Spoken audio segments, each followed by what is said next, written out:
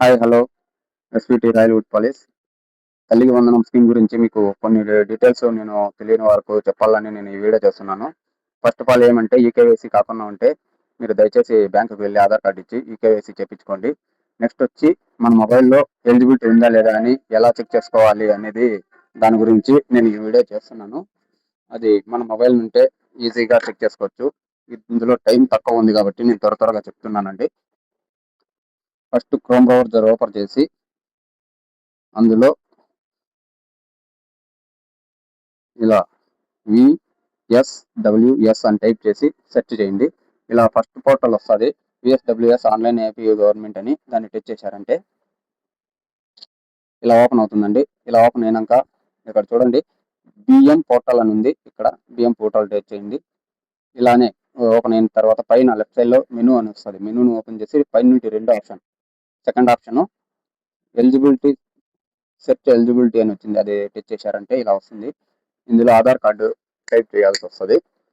Aadhaar card number, మీకు ఏ scheme కింద, ఇక్కడ 1 సెకండ్,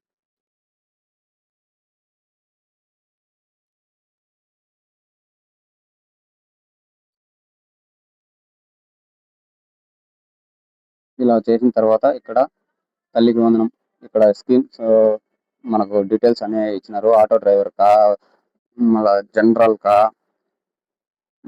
ఫిక్సర్స్ కా, ఇలా అన్ని ఆప్షన్లు ఉన్నాయి. లాస్ట్ లో కింద ఉంది చూడండి తల్లికి వందనం చేసుకోండి. ఇంకా ఇయర్ 2026 2027కు మనకు కావాలి కాబట్టి 2026 27కు ఇది ఓకే. ఇలా చేసుకున్న తర్వాత గెట్ డీటెయిల్స్ మీద టైప్ చేయండి. టైప్ చేశారంటే మన ఆధార్ కార్డు లింక్ ఉన్న మొబైల్ నెంబర్కు ఓటీపీ అనేది పంపిస్తారు. అది కంపల్సరీ కావాలండి. ఆధార్ కార్డుకి ఏది లింక్ ఉందో ఆ మొబైల్ అనేది మీ దగ్గర పెట్టుకోండి. దయచేసి ఆ ఓటీపీ అనేది దీంట్లో ఎంటర్ చేయకంటే కన్నా ఓపెన్ కాదు. ఓకేనా? ఇలా టైప్ చేసిన తర్వాత ఇక్కడ చూడండి క్యాప్చా కోడ్ ఇచ్చారు. క్యాప్చా కరెక్ట్గా చిన్న అక్షరాలు ఉంటే చిన్న అక్షరాలు, పెద్ద అక్షరాలు అంటే capital letter and small letter ఉంటే ఎలా ఉంటే అలాగే టైప్ చేయాలి. ఒకవేళ బై మిస్టేక్ ఏదన్నా మిస్టేక్ చేసి చిన్న అక్షరాలు ఉండేది పెద్ద అక్షరాలుగా, పెద్ద అక్షరాలు ఉండేది చిన్న అక్షరాలుగా పెట్టారంటే ఓపెన్ అవ్వదు.